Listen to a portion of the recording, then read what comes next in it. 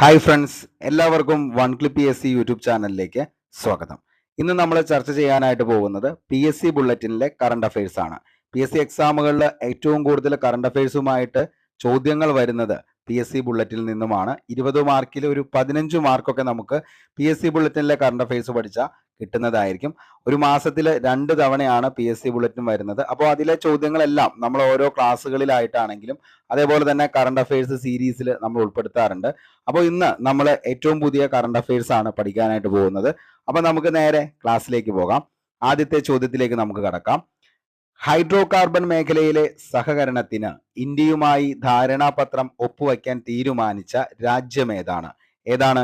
ഗയാനയാണ്. Okay, അപ്പോൾ hydro carbon മേഖലയിലെ സഹകരണത്തിന് ഇന്ത്യയുമായി ധാരണാപത്രം ഒപ്പുവയ്ക്കാൻ തീരുമാനിച്ച രാജ്യമാണ് ഗയാന. ഹിമപ്പുലിയെ ദേശീയ ചിഹ്നമാക്കാൻ തീരുമാനിച്ച രാജ്യമേതാണ്? ഹിമപ്പുലിയെ ദേശീയ ചിഹ്നമാക്കാൻ തീരുമാനിച്ച രാജ്യമാണ് കസഖ്സ്ഥാൻ. ഓക്കെ, അപ്പോൾ കസഖ്സ്ഥാൻ ആണ് ഹിമപ്പുലിയെ ദേശീയ ചിഹ്നമാക്കാൻ തീരുമാനിച്ച രാജ്യം. ഡിജിറ്റൽ ഷെങ്കൻ വിസ നൽകുന്ന ആദ്യ യൂറോപ്യൻ രാജ്യം ഏതാണ്? അത് ഫ്രാൻസ് ആണ്. നരേന്ദ്രമോദിക്കെതിരെ ഉന്നയിച്ച അപകീർത്തിപരമായ പരാമർശങ്ങൾ വിവാദമായതിനെ തുടർന്ന് 3 മന്ത്രിമാരെ സസ്പെൻഡ് ചെയ്ത രാജ്യമാണ് മാലിദ്വീപ്. ഓക്കെ, അടുത്തത് നായമാംസം കഴിക്കുന്നതും വിൽക്കുന്നതും നിരോധിക്കുന്ന ബിൽ പാസാക്കിയ രാജ്യം ഏതാണെന്ന് ചോദിച്ചാൽ അത് ദക്ഷിണ കൊറിയയാണ്. അപ്പോൾ ദക്ഷിണ കൊറിയയിൽ എന്തില്ല? നായമാംസം കഴിക്കുന്നതും വിൽക്കുന്നതും നിരോധിക്കുന്ന ബില്ല് പാസാക്കി. അടുത്തിടെ ഐൻസ്റ്റീൻ പ്രോബ് എന്ന ഉപഗ്രഹം വിക്ഷേപിച്ച രാജ്യം ഏതാണെന്ന് ചോദിച്ചാൽ ഇത് ചൈനയാണ്. ഐൻസ്റ്റീൻ പ്രോബ് എന്ന ഉപഗ്രഹം വിക്ഷേപിച്ച രാജ്യം. പ്രഥമ അണ്ടർ 19 വുമൻസ് ക്രിക്കറ്റ് വേൾഡ് കപ്പിന് വേദിയാകുന്ന രാജ്യമാണ് ദക്ഷിണാഫ്രിക്ക. ആക്രമണ പ്രതിസന്ധിയെ തുടർന്ന് സമീപകാലത്ത് അടിയന്തരാവസ്ഥ പ്രഖ്യാപിച്ച രാജ്യമാണ് ഇക്വഡോർ. 2024 ബ്രിക്സ് സംഘടനയുടെ അധ്യക്ഷ പദവി വഹിക്കുന്ന രാജ്യമാണ് റഷ്യ. ചന്ദ്രനിൽ സോഫ്റ്റ് ലാൻഡിംഗ് നടത്തിയ 5ാമത്തെ രാജ്യമാണ് ജപ്പാൻ. ആദ്യത്തെ രാജ്യം US ആണ്. 2 സോവിയറ്റ് യൂണിയൻ ആണ്. 3 ചൈനയാണ്. 4 ഇന്ത്യയാണ്. 5ാമത്തെ രാജ്യമാണ് ജപ്പാൻ. 2024 ലോകാരോഗ്യ സംഘടനയുടെ മലേറിയ മുക്തമായി പ്രഖ്യാപിച്ച ആഫ്രിക്കൻ രാജ്യം ഏതാണെന്ന് ചോദിച്ചാൽ അത് കബോ വെർദെയാണ്. കബോ വെർദെയാണ് 2024 ലോകാരോഗ്യ സംഘടന മലേറിയ മുക്തമായി പ്രഖ്യാപിച്ച ആഫ്രിക്കൻ രാജ്യമാണ് കബോ വെർദ. ഓക്കെ 2024 എത്ര പേർക്കാണ് പത്മശ്രീ പ്രഖ്യാപിച്ചത്? എത്ര പേർക്കാണ് പത്മശ്രീ പ്രഖ്യാപിച്ചത്? 110 പേർക്കാണ്.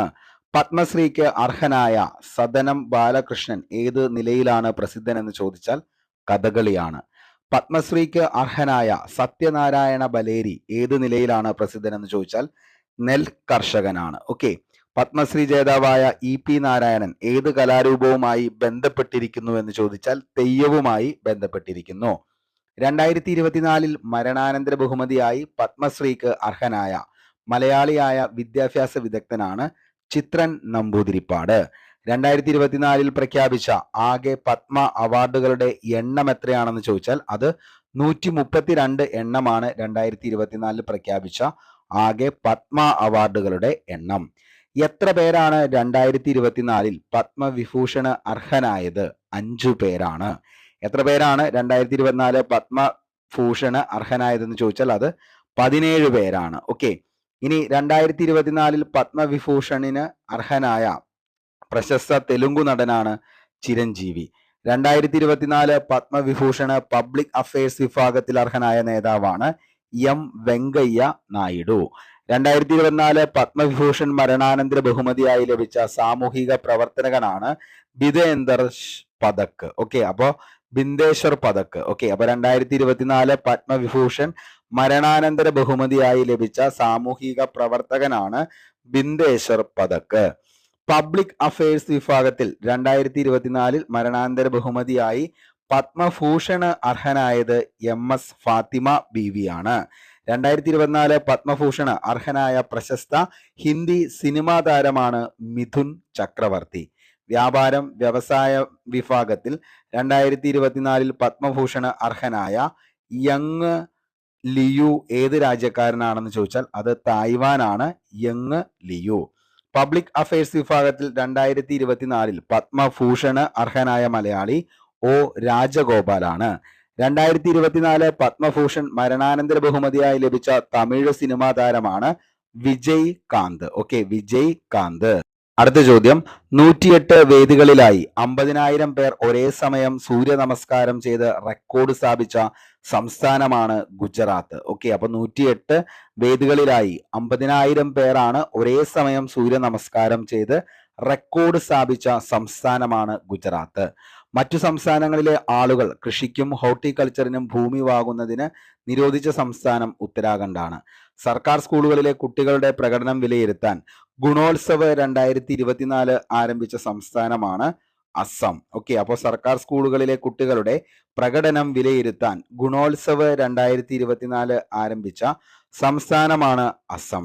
പട്ടികജാതി പട്ടികവർഗ വിദ്യാർത്ഥികൾക്കായി യോഗശ്രീ പദ്ധതി ആരംഭിക്കുന്ന സംസ്ഥാനമാണ് പശ്ചിമ ബംഗാൾ. പട്ടികജാതി പട്ടികവർഗ വിദ്യാർത്ഥികൾക്കായി യോഗ്യശ്രീ പദ്ധതി ആരംഭിക്കുന്ന സംസ്ഥാനമാണ് പശ്ചിമ ബംഗാൾ.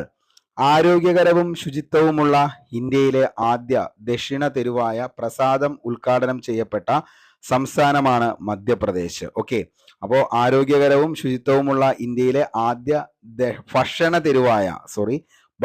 തെരുവായ പ്രസാദം ഉദ്ഘാടനം ചെയ്യപ്പെട്ട സംസ്ഥാനമാണ് മധ്യപ്രദേശ്.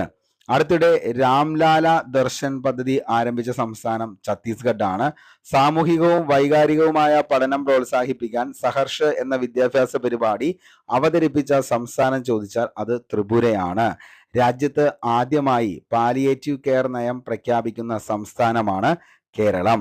വിദ്യാഭ്യാസ ഉന്നമനത്തിനായി എൻ്റെ സ്കൂൾ എൻ്റെ അഭിമാനം എന്ന ക്യാമ്പയിൻ ആരംഭിച്ച സംസ്ഥാനമാണ് ഹിമാചൽ പ്രദേശ്. അപ്പോൾ വിദ്യാഭ്യാസ ഉന്നമനത്തിനായി എൻ്റെ സ്കൂൾ എൻ്റെ അഭിമാനം എന്ന ക്യാമ്പയിൻ ആരംഭിച്ച സംസ്ഥാനമാണ് ഹിമാചൽ പ്രദേശ്. ലോകത്തിലാദ്യമായി മെലാനിസ്റ്റിക് ടൈഗർ സഫാരി നിലവിൽ വരുന്ന സംസ്ഥാനമാണ് ഒഡീഷ. ഒഡീഷയിലെ സിംലിപ്പ ടൈഗർ റിസർവിന് സമീപത്താണ് ഇത് നിലവിൽ വരുന്നത്. അതായത് ലോകത്തിലാദ്യമായി മെലാനിസ്റ്റിക് ടൈഗർ സഫാരി നിലവിൽ വരുന്ന സംസ്ഥാനമാണ് ഏതെന്ന് പറയുന്നത്? ഒഡീഷ എന്ന് പറയുന്നത്. ഓക്കെ, അടുത്ത ചോദ്യം, ലോകത്തിലെ ഏറ്റവും ഉയരം കൂടിയ അംബേദ്കർ പ്രതിമ സ്ഥാപിച്ചത് എവിടെയാണെന്ന് ചോദിച്ചാൽ അത് വിജയവാഡയാണ്.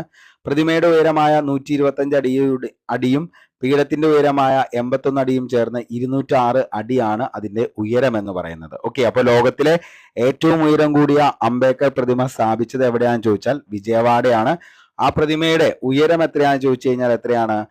ഉയരം 81 അടിയും ചേർന്ന് 206 അടിയാണ് ഇതിന്റെ എന്തെന്ന് പറയുന്നത്? ഉയരം എന്ന് പറയുന്നത്. വിജയവാഡയിൽ സ്ഥാപിച്ച അംബേദ്കർ പ്രതിമയുടെ പേരാണ് statue of social justice. Okay, അപ്പോൾ ആ ഒരു പ്രതിമയുടെ പേരെന്താണെന്ന് ചോദിച്ചു കഴിഞ്ഞാൽ എന്താണ്? സ്റ്റാച്യു ഓഫ് സോഷ്യൽ ജസ്റ്റിസ് എന്നതാണ് വിജയവാഡയിൽ സ്ഥാപിച്ച അംബേദ്കർ പ്രതിമയുടെ പേര്. ഏത് അംബേദ്കർ പ്രതിമയുടെ റെക്കോർഡാണ് സ്റ്റാച്യു ഓഫ് സോഷ്യൽ ജസ്റ്റിസ് മറികടന്നതെന്ന് ചോദിച്ചു കഴിഞ്ഞാൽ തെലങ്കാനയിൽ 175 അടി ഉയരമുള്ള പ്രതിമയാണ് ഇന്ന് ആ ഒരു പ്രതിമയുടെ എന്താണ് നിലവിലത്തെ ആ ഒരു റെക്കോർഡാണ് ഏത്? സോഷ്യൽ ജസ്റ്റിസ് എന്ന് പറയുന്ന സ്റ്റാച്യു ഓഫ് സോഷ്യൽ ജസ്റ്റിസ് എന്ന് പറയുന്ന പ്രതിമ മറികടന്നത്. ഓക്കെ, അപ്പോൾ ഇത്രയും കാര്യങ്ങളാണ് നമുക്കിന്ന് പഠിക്കാനുള്ളൂ. ഏറ്റവും ഇമ്പോർട്ടൻ്റ് ആയിട്ടുള്ള കാര്യങ്ങളാണ് പറഞ്ഞത്. അപ്പോൾ എല്ലാവരും എന്ത് ചെയ്യുക? ഒന്നോ രണ്ടോ തവണ ഇതൊന്ന് കാണാനായിട്ട് ശ്രമിക്കുക. അപ്പോൾ തീർച്ചയായിട്ടും നിങ്ങളുടെ മനസ്സിലേക്ക് ഇത് പതിയുന്നതായിരിക്കും. കറണ്ട് അഫയേഴ്സ് ഏറ്റവും ഇമ്പോർട്ടൻ്റ് ഉള്ളത് മാത്രം പഠിച്ച് അത് സെറ്റാക്കി വെക്കുക. കാരണം എക്സാമുകൾക്ക് തീർച്ചയായിട്ടും കറണ്ട് അഫയേഴ്സ് വിഭാഗത്തിൽ നിന്നും ഏകദേശം 20ഓളം ചോദ്യങ്ങളാണ് വരുന്നത്. അതിലൊരു 15ന് മുകളിലേക്ക് നമുക്ക് സ്കോർ ചെയ്യാനായിട്ട് പറ്റണം. അപ്പോൾ എല്ലാ ദിവസവും കറണ്ട് അഫയേഴ്സ് പഠിക്കുക. അല്ലെങ്കിൽ എന്ത് ചെയ്യുക? ഈ പറയുന്ന നമുക്ക് വീക്കിലിയോ അല്ലെങ്കിൽ മന്ത്ലി വരുന്ന ഇങ്ങനെയുള്ള പ്രസിദ്ധീകരണങ്ങൾ വായിച്ച് സെറ്റാക്കി പഠിച്ച് എഴുതി വയ്ക്കുക. അപ്പോൾ ഇത്രയും കാര്യങ്ങളൊക്കെയാണ് പറയാനുള്ളൂ. എല്ലാവർക്കും വീഡിയോ ഇഷ്ടപ്പെട്ടെങ്കിൽ ഉറപ്പായിട്ടും ലൈക്ക് ചെയ്യുക. നിങ്ങളുടെ അഭിപ്രായം താഴെ കമന്റ് ബോക്സിൽ രേഖപ്പെടുത്തുക. ഇതേപോലുള്ള PSC ബുള്ളറ്റിൻ കറണ്ട് അഫയേഴ്സ് വേണമെങ്കിൽ താഴെ കമന്റ് ബോക്സിൽ ഒന്ന് രേഖപ്പെടുത്തുക. പുതിയൊരു വീഡിയോയുമായി നമുക്ക് വീണ്ടും കണ്ടുമുട്ടാം. അതുവരത്തേക്കും short break. Signing off Arun Kombanadan. Thank U.